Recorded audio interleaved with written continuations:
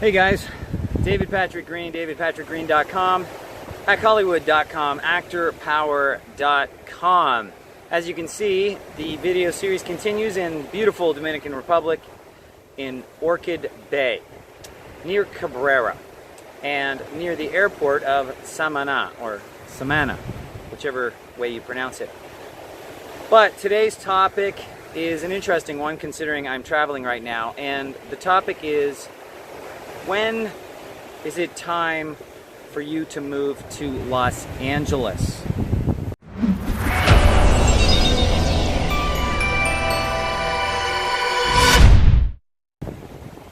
And tomorrow we'll talk about when it's time to leave Los Angeles.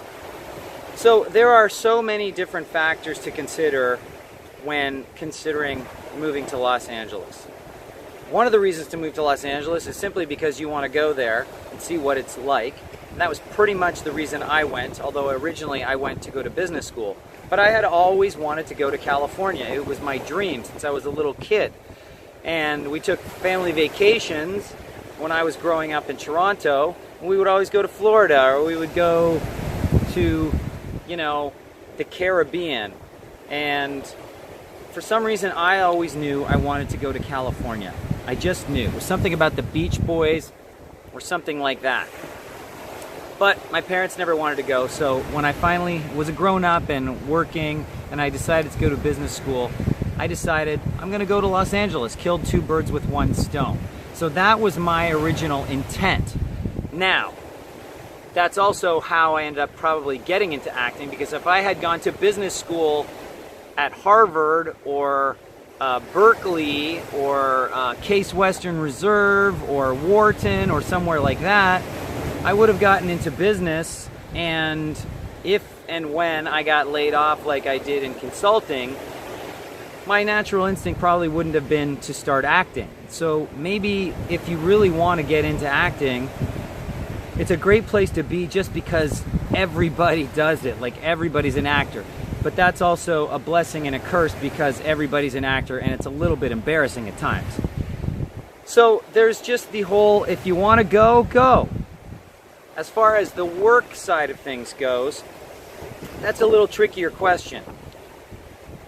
There's one, if you've accomplished things where you currently live, professional quality work, whether it's theater or whether it's TV and film.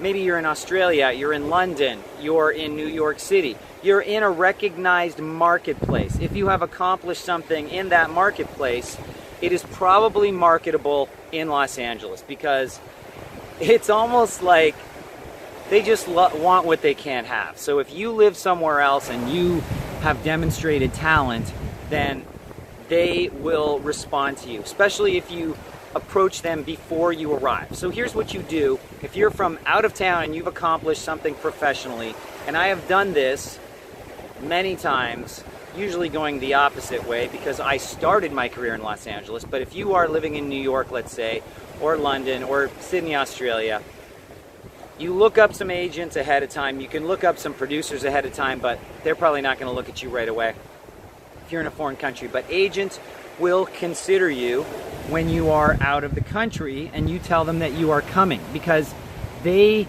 can tell a story around you coming to town. A new arrival, fresh blood, fresh meat. It's like the vampires are out and they're waiting for fresh talent, because for some reason they think there's not enough talent out of the 2 million or so actors that are in Los Angeles. They still think they need somebody new. And you'll see that. They're always hiring people from out of the country for whatever reason.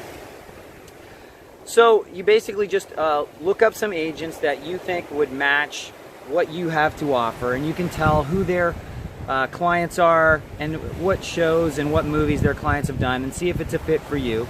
And you just give those agents a call and you say, look, I am giving you an exclusive offer here. I'm coming to town and I feel like you're a really good match. I have these fantastic credits. I'm an incredible talent. You need to talk yourself up. There's no need to be humble, because if you're humble, then they're not going to appreciate how good you are, and they won't share that with other people. So it's all got to start with you. You tell them how great you are and tell them when you're coming. and that you would like a meeting. And in fact, you could even say, why don't you just start submitting me a couple of days before I arrive, and then I'll hit the ground running with auditions. Okay? That's literally what you should do. If you do that, then casting is also like agents. They will be excited about having new meat and new blood, and they will rush you in. They will see you for everything under the sun. So that's why it's really important to describe exactly what it is you are interested in doing and what it is you are capable of doing. Because if you don't do that, they're going to throw you at the wall like spaghetti, and you're going to blow most of your auditions because you're just not going to be a fit, okay? If you do that, then they're going to actually think you're a worse actor than you really are. So it's extremely important to be clear with them about how you don't want to go out for everything. This is exactly what you want to go out for. And if that goes well, then maybe you can spread your wings a little. But it's extremely important to read for the stuff that you are most perfect for, because you will have the best chance of booking that. And then casting directors will see you over and over and over, and producers will take note of you, and directors will take note of you, and your career will explode. But you're a specialist. Specialize in being you, okay? But it's you from out of town. If you live in a country where they speak a different language, or you have a different accent from standard American accent, even people in California have problems because they sound like Californians. You gotta learn to just sound more like a typical American. Somewhere between, you know, New York, Cleveland, and Chicago, Midwestern, just not too much of anything. And you're gonna have, whatever your accent is, if it's strong, you're gonna have to learn how to stop it. So watch television, copy the accent that you see mostly on television.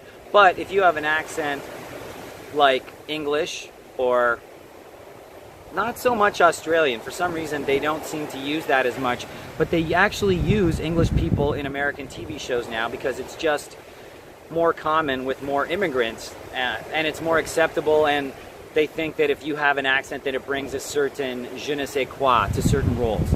If you're from Latin America and you can speak English but with some kind of Spanish accent, that's probably acceptable too, because America is full of Latin Americans, and many of them have accents. So if you can speak fluent English but with a bit of an accent, that's probably going to be okay too. But ideally, you want to be able to speak with a standard American accent so that there's no explaining necessary for the producers, the writers, and the directors as to what it is you're doing there and why you have this accent. Okay? So another reason you might want to move to Los Angeles is because you have outgrown your current market. And if you're in a very, very small market and you've done all the regional theater there is to do, and you've worked with the local filmmakers and you made some films and maybe you've made some commercials, then there's probably not that much left to do. There's probably a limited amount of money you can make. And Los Angeles is definitely one of the places you should consider going to. But unfortunately, if you're from a small market, it's much more difficult to get people excited about where you're coming from. So in that case, I would consider telling them that you are actually in New York or a place like that that will get them excited. Even if you don't have the credits, but you have done a lot of work and you're good, tell them you're coming from New York, because it's a much better story than if you're coming from Cleveland. Because unfortunately, people get ideas in their head and they get very stuck on those ideas, even though those ideas are completely wrong. But rather than dispute with them about how actors in Cleveland are just as good as actors in New York, you're not going to change their mind. So just tell them that you're coming from New York. And if you have to, fly to New York first so that you can say you're literally coming from New York, because that's almost all they need to hear, okay? It's all it is an idea in their head about what you're going to be like if you're coming from New York versus if you're coming from a small market, which is going to give them the wrong idea in their head. It doesn't change who you are, but ideas and going with the flow is important. You can change the world and you can change the opinions of the world after you're in the system, but it's very hard to break in with this argument that, hey, I'm from Iowa and I'm an amazing actor, because there's no way to prove it. You know, you could send them a demo reel, but I find that people don't really watch demo reels, and they probably don't really trust what's on them, and even if they do watch it, it only represents that one thing that you've done or the two things that you've done, and ideally you're capable of so much more. So you never really want to rely on a piece of material like a headshot or a reel to represent you. So look, just go to New York for a week and say, I'm in New York, I'm coming from New York. They don't care about the Cleveland part, the Iowa part, the Cincinnati, you know, Bozeman, Montana, wherever it is you're from. Just go somewhere where they can recognize that good actors come from there, okay? And here's a little bonus tip, guys, regarding when to go to Los Angeles. It's really more like a when not to go to Los Angeles. And I would say one of the worst times to go to Los Angeles is during pilot season, because all you're doing is following everybody else and crowding the town with actors. And so even though it seems to make sense because there's more roles, there's proportionally far more actors than there are roles during so-called pilot season, which I would actually dispute even exists anymore, because they're producing all the time around the world, and it really depends on the season where it is they're producing this stuff. So how can they just have a pilot season? It's a falsehood now. But if you're going to get caught up in pilot season, then show up well before pilot season, whatever pilot season is, somewhere between November and March, theoretically, or April. So I would just show up well before. Like, show up in the summer or a month before November at the latest, so you have some time to figure out who it is that you want to meet and try and meet them before things get crazy. Because even though theoretically it's not going to change your life much, everybody's mentality changes into, I don't have time, I'm busy with pilot season now. It's like trying to meet a casting director when they're casting all their shows. They say they're too busy to meet actors because they're casting. And I'm like, but you're casting actors and I'm an actor, so just bring me in for an audition. We don't need to have a meeting per se. I'll just come in and read something for you. But they get crazy. These people just get crazy. So don't follow the trends. Buck the trend. Do the opposite of what everyone else is doing, because then everyone will be more relaxed and take the time to talk to you. But you still have to be aggressive. So if you're thinking about going to Los Angeles for pilot season, because apparently Los Angeles is the only place in the world where you can go and it's like the gold rush, except there is no gold, or seemingly. So if you're gonna go for pilot season, then go early, okay? If they tell you to show up in November, show up in October.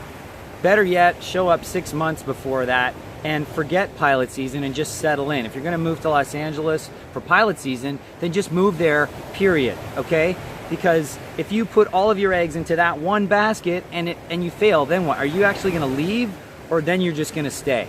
Well, you might as well just show up early and forget that pilot season exists and do what every professional, successful person on the planet does, and that's pick a long-term goal, work your way back to where you are now, and then proceed towards that goal step by step by step without getting excited and all the fireworks and all the shiny, sparkly things.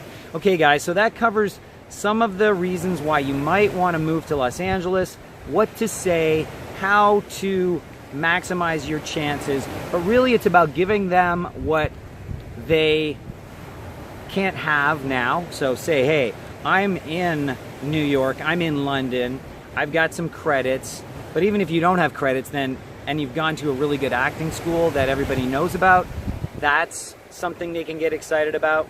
It's really not that hard to get people excited about you if you come from the right place. But obviously, you know, just because you come from a certain place doesn't mean you're a great actor. So you better be a great actor as well. And you better be able to prove it without a lot of prep time. So whatever the reason, that's the story you want to tell. Whether you can deliver, that's your problem. And also, if you just want to go to Los Angeles, like I did, because I always wanted to go there and see what it's like and make all the mistakes and do what I did, then that's a great reason to go as well. But don't go because anyone ever tells you to. Don't go because that's where all the acting jobs are, because that's also where all the actors are. And it's much easier to break into a smaller market and get your footing and get on solid ground than it is to go straight into the NFL, okay? Because that's literally what it is. And while it could take you a couple of years to figure out what's what in Los Angeles, or you may never figure it out, unless of course you listen to me and follow my advice, because I made every mistake there was to be made.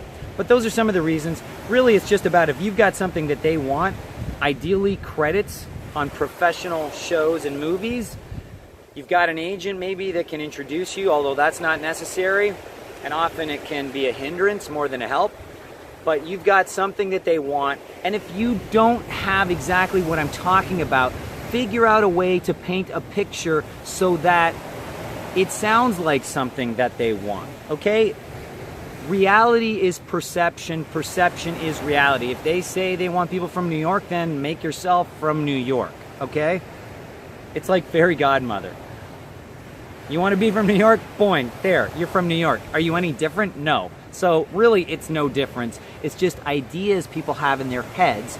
And of course, they have ideas, but you should not have any ideas in your head about these things, okay? Don't get caught up in all the hype and all that stuff, but tell them what they want to hear, if that's what it's going to take. But you got to keep being yourself every step of the way and promote who you are to the right people, and you will have a successful career. I hope this was helpful, guys. So go if you want to go, and go if you're from the right market with the right credits, or if you're from a smaller market with good credits and talent and you're confident in yourself, then tell them, hey, I'm over in London. Listen to my amazing American accent. I'm coming to Los Angeles. Would you like to meet? Yes. Great. Okay. Maybe you're in Burbank. I don't know. It doesn't really matter. It's all their problem with these ideas they have in their head. But they love what they can have, okay? It's like, ooh, he's from New York. Oh my gosh, bring him in. That's what it's like. So tell them what they want to hear. I hope you guys enjoyed this. If you liked it, like it. Please share it, help your friends out, and subscribe to my channel to get more videos like this. We'll talk to you soon.